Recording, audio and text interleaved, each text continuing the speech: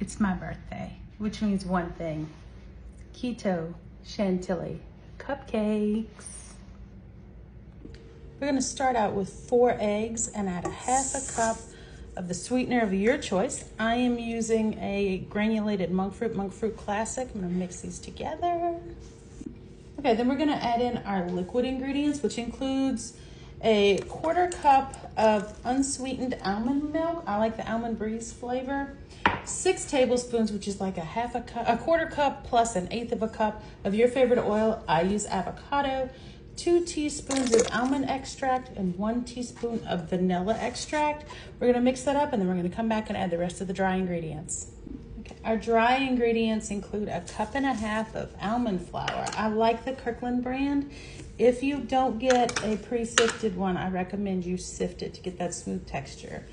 And then a 1/4 cup of coconut flour. Now the coconut flour has a different texture. It's finer, it's a finer grain to make for a smoother cupcake, but you don't want a heavy coconut flavor in your cupcake. As you can see, it's kind of a more liquid consistency batter, but I really wanted to show you my mixing head. I got it from a guy named Mr. Mixer. I'll link him.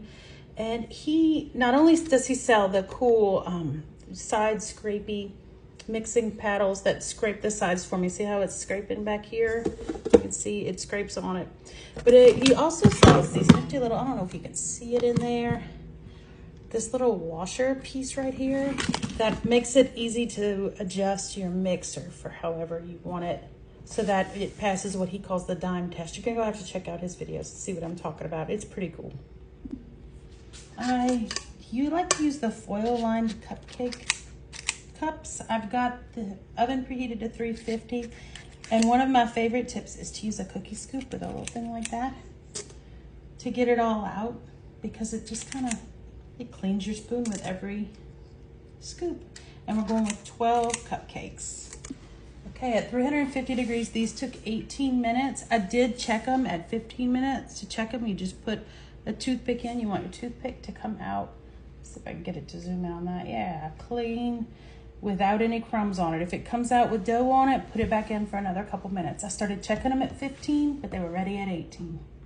Now to make the icing, I've got 4 ounces of room temperature cream cheese, 4 ounces of room temperature mascarpone cheese, a 1/2 cup of powdered monk fruit, a 1/2 teaspoon of almond extract, a 1/2 teaspoon of clear vanilla extract. I'm gonna mix this together a little bit, and then I'm gonna add in a 1/4 cup of heavy whipping cream. We're gonna make that frosting. Now, I couldn't show it to y'all while I was doing it because it was so loud, but I drizzled in that heavy whipping cream, that 1/4 cup, into my frosting while it was mixing. Now I have this beautiful consistency. Got a little metal piping tip here.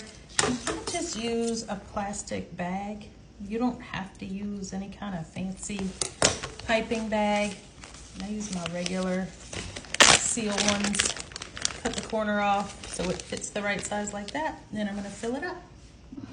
Then I like to just take a tall cup, put my bag, I fold the zipper part over, put it in there, and then I can just put my frosting in the cup, and it'll go down and it'll hold it upright for me so I don't have to stand there and hold it.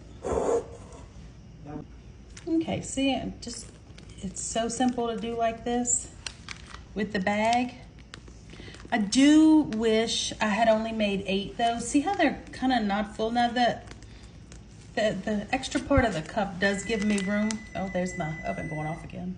Okay, turn that buzzer off. But see the extra little thing? It does hold the frosting in there nicely. But if you're worried about how your cupcakes look, you're gonna wanna maybe only make 8 instead of 12 with this recipe. Okay, just a little tip here. This is the reason I use the the aluminum coated pans. They come out, the little foil tins, they come out perfectly. And since these are Chantilly cupcakes, we're gonna put a little blackberry and a 1/2 strawberry on each one. And there you go, Chantilly cupcakes.